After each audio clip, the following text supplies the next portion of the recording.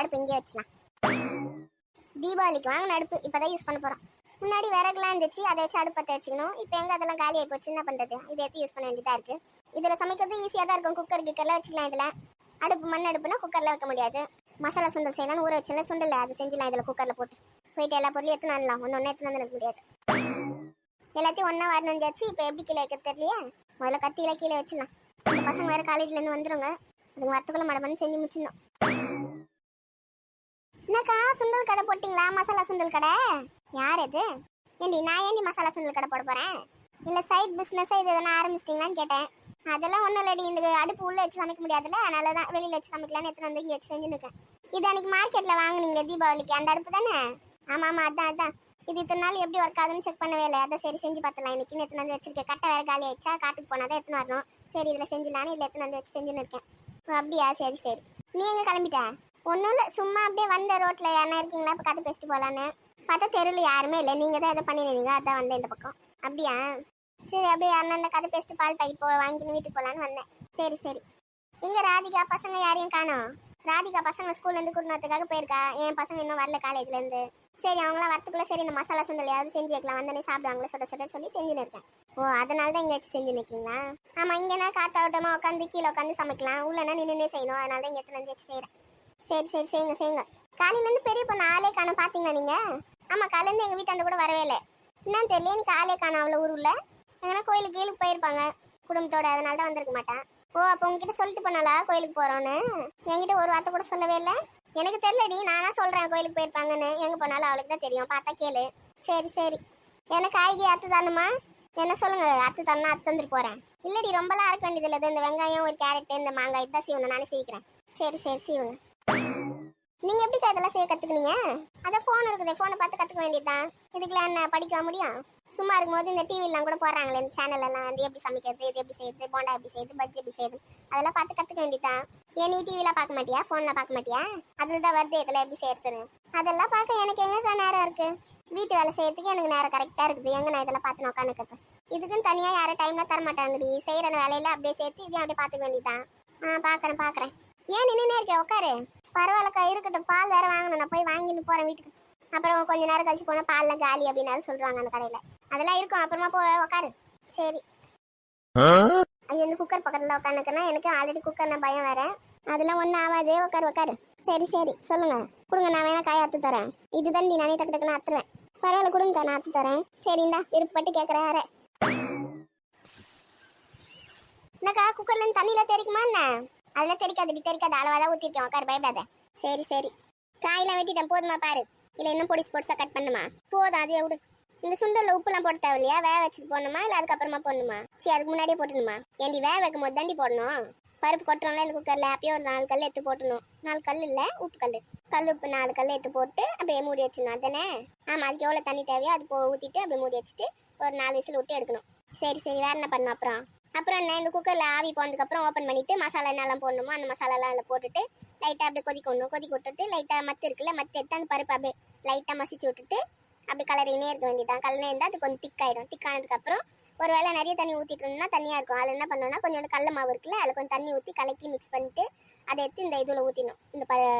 இது நம்ம செய்கிறோம்ல குக்கரில், அதில் ஊற்றிடணும். அப்போ இந்த வெங்காயம் கேரட்டு மாங்காய்லாம் இருக்கு. ஏண்டி இதுக்கு முன்னாடி நீ சாப்பிட்டதே இல்லையா? கடையில் போயிட்டு டெக்கரேஷனுக்கு போட்டு தருவாங்களே மேலே, அதுக்கு தாண்டி அது? ஓ அதுக்கு தானே, நான் கூட ஏதோ போட்டு பதக்க போறீங்கன்னு நினச்சி எண்ணெய் ஊற்றி. சேச்சா அதுக்கெலாம் இல்லை, டெக்கரேஷன் பண்ணுறதுக்கு தான். மசாலாலாம் எடுத்துன்னு இல்லையா நீங்கள்? நான் வந்து மசாலாலாம் உப்பு போட்டேன்ல, அப்பயே போட்டேன் எல்லாத்தையும். அப்படியே என்கிட்ட சொல்லும் போது மட்டும் தனித்தனியாக போட சொன்னுங்க எல்லாத்தையும் திறந்ததுக்கப்புறம். நீ புதுசாக செய்கிறல்ல, அதனால உனக்கு அப்படி சொன்னேன். நான் நிறைய தடவை செஞ்சிருக்கேன், அதனால நான் 4 வாரம் தெரிஞ்சு இதுலேயே போட்டேன். இப்போ வந்து அப்படியே எடுத்து சாப்பிட வேண்டியதானா?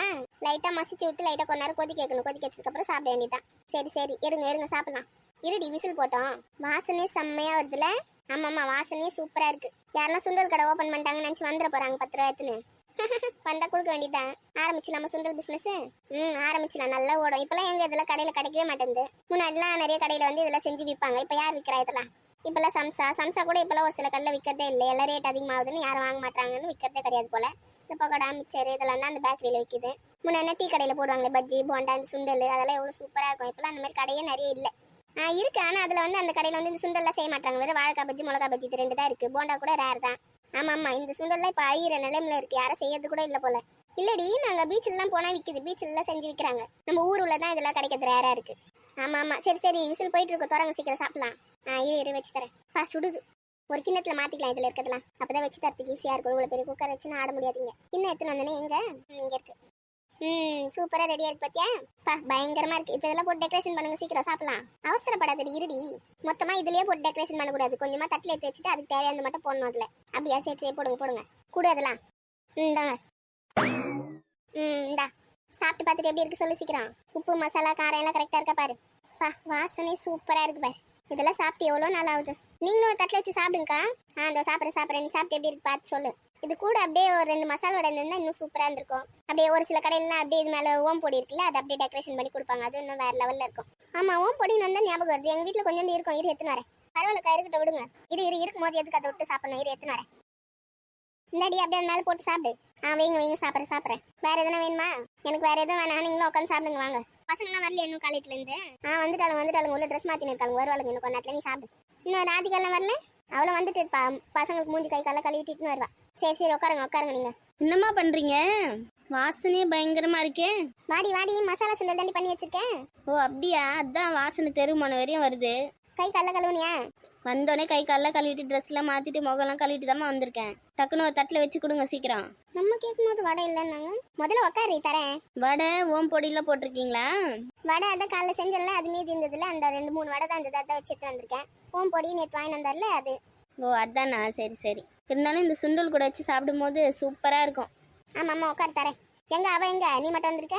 அவ இப்பதான் ஃபேஸ் வாஷ்லாம் பண்ணின்னு இருக்கா, வருவா பொறுமையா. நீங்க எனக்கு வச்சு கொடுங்க.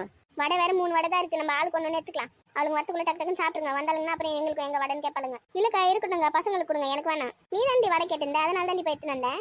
பரவாயில்லக்கா, எனக்கு இந்த மிச்சரே போதும், நீங்க வந்து பசங்களுக்கு கொடுங்க வடைலாம். அப்படியா? சரி வேணாம் உனக்கு விடு. நான் உள்ள எத்தனை போய் வச்சு சாப்பிட்டுக்கிறேம்மா, நீங்க உட்காந்து சாப்பிடுங்க. இங்க நானே இங்க உட்காந்துட்டேன்னா இடம் பத்தாது. நான் உள்ள போய் உட்காந்து டிவி பார்த்துன்னு உட்காந்து சாப்பிட போறேன். சரி போ சாப்பிடு, உள்ள போய் உட்காந்து. எல்லாத்தையும் பொறுக்கி வைக்காத, அந்த வெங்காயத்தெல்லாம் ஒழுங்கா சாப்பிடு சுத்தமா.